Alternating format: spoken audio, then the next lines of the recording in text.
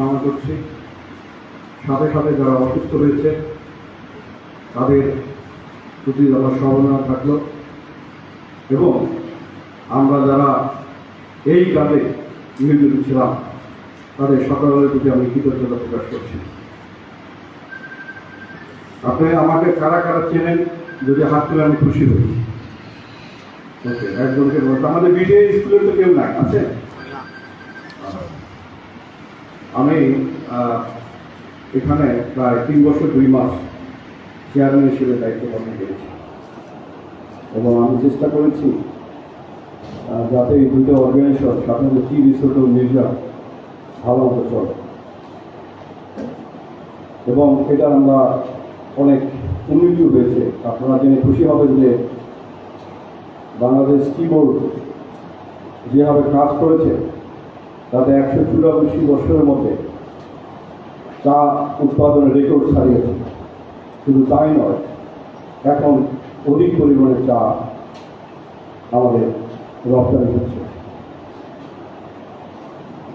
সাথে সাথে আমাদের রিসার্চ ওয়ার্ক এবং পিডিওর মাধ্যমে বাগানগুলো সুন্দর মনিটরিং করা হচ্ছে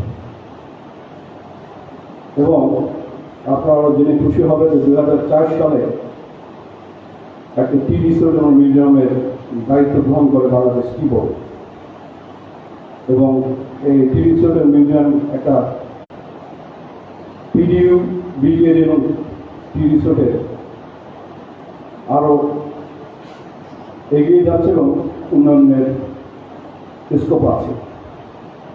সেজন্য আমি মনে করি যে আমাদের চা সেক্টর এর আগে আমি বিভিন্ন চা বাগান এবং স্থানীয় লোকজন যারা ছিল তাদের সাথে কথা বলছি। আমি চাই যে আমাদের যে এখন একটা অর্জন ছাত্র জনতার মাধ্যমে তারা যদি ভালো কোনো কিছু বলে তাহলে আমাদের এটা গ্রহণ করতে হবে এবং এটাকে সাথে নিয়ে আমরা এগিয়ে যেতে চাই।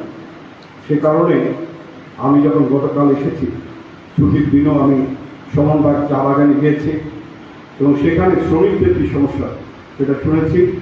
সাথে সাথে চায়ের উন্নতি কীভাবে করা যায়, অপশন প্রাইস কীভাবে বাড়ানো যায় সেটা নিয়ে কাজ হচ্ছে। তো এই বিষয়ে যেহেতু আপনারা এখানে শ্রীমঙ্গল অথবা মৌলভীবাজার চায়ের রাজধানী পরিচিত, সেইটা যদি আপনাদের কোনো কিছু থাকে আপনি ডিসকাস করতে পারেন এবং আমি মনে করি যে যখন কথা বলবেন তখন আপনাদের পরিচয় দিয়ে তারপরে কথা বলবেন, সেটা আমাদের জন্য সুবিধা হবে এবং আমি আমাদের মনিরুজ্জামান এবং মনিরুজ্জামানকে নোট নিতে বলবো আমরা কী করতে পারি। তো আমার সন্ধ্যা বলার কিছু নেই।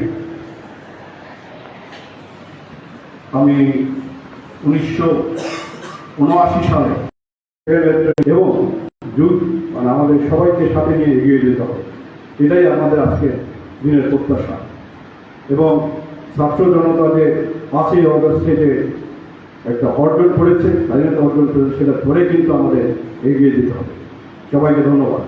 এখন আমি আশা করব আমাদের সাংবাদিক থাকলে সুবিধা হতো, আর যদি আমার মনে হয় যে টি রিসোর্ট মিউজিয়ামের লোকজন থাকে welcome, no problem. Any problem you can discuss, anything you like to tell about the development of the tea sector, even anything for the development of the Moulvibazar, যদি মৌলভীবাজার বা শ্রীমঙ্গলের অ্যাডমিনিস্ট্রেটিভ কাজে আমি জড়িত না, আমি টি বোর্ডের চেয়ারম্যান হিসাবে এবং টি রিসোর্টের অভিভাবক হিসাবে যেটা করা সেটা আমি করি। সবাইকে ধন্যবাদ।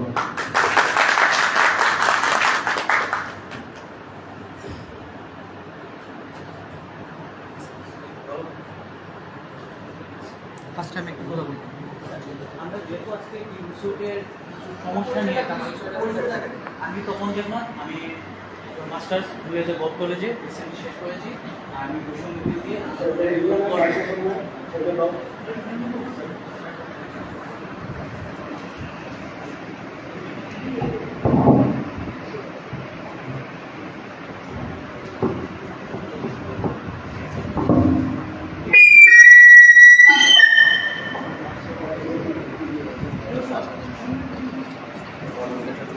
আমি হচ্ছি তপন দেবনাথ।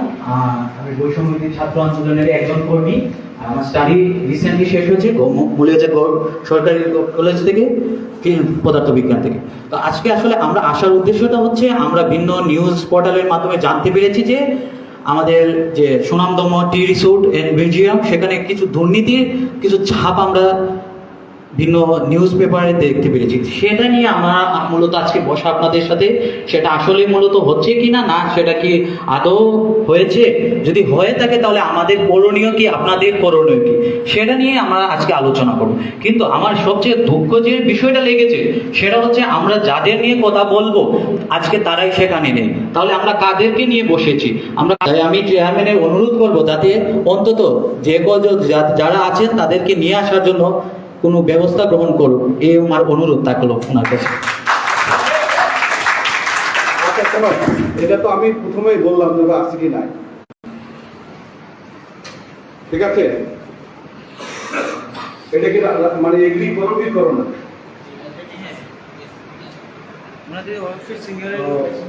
সিনিয়রিটি ধরুন না, ওদের অনেক কিছু আছে। আবার তোমরা ওদের সামনে অনেক কথা নাও বলতে পারো। আমি কথাটা বলেন, আমি ভাবলাম যে ওদের সাথে আমি সেপারেট কথা বলি, তোমাদের সাথে কথা বলি। এখন ওরা আসবে সব কম্বাইন হবে, একবার ক্রসছে, ঠিক আছে? তো যেহেতু আমার বয়স হয়েছে সেই জন্য আমি ওরা আমার সাথে কথা বলেছে, ওদের কথা আমি শুনেছি। এখন তোমার কথা আমি শুনলাম, ওরা জয়েন করলে আমি খুব খুশি, এবং আমি আরও খুশি যদি কোনো সাংবাদিক ওরা আসে। কারণ আপনাদের কথা শুনে যেটা বুঝলাম, অর্থাৎ তোমার কথা শুনে যদি বলে কেউ এটা আমরা এভাবে দেখেছি, দুর্নীতি যদি হয় অবশ্যই ব্যবস্থা নিতে হবে। দুর্নীতির সাথে কোনো কম্প্রোমাইজ নাই। এবং এইখানে আমি কিবোর্ড চেয়ারম্যান হিসেবে দুর্নীতি নট, এই জন্য আজকে কি সেক্টর অনেক উন্নতি। কারা চায়ের সাথে জড়িত আছে বলে কেউ নাই। চায়ের সাথে কারা আছে? চায়ের সাথে আপনার কেউ আছেন? কারো বাপ মা ভাই বোন কেউ শ্রীমঙ্গলের চায়ের সাথে কেউ নাই? না থাকলে তো আর আমার সম্বন্ধে কি জানা যায়?